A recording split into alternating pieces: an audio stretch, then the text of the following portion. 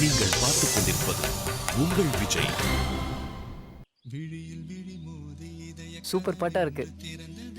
என்ன இரவு பகலாகி இதயம் கிளியாகி பறந்ததே.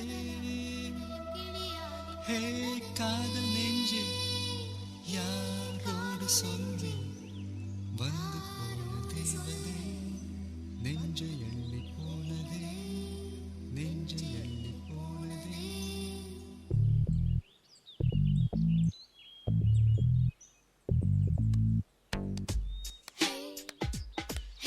டேய் சரவணா, என்ன பண்ணிட்டு இருக்க?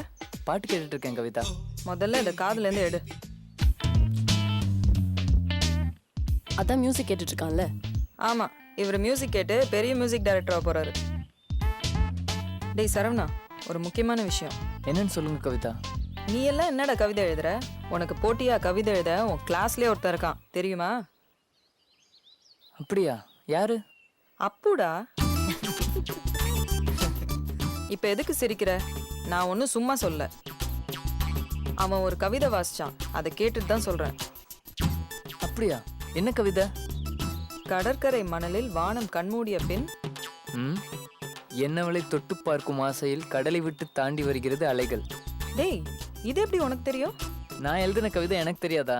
எனக்கு தெரியாம குள்ள சுட்டுட்டு அது தன்னோட கவிதைன்னு சொல்லி உங்ககிட்ட ரீல் சுத்துறான். சீனியரே ரேக் பண்றான் அவன். இரு, அவனை என்ன பண்றேன்னு பாரு.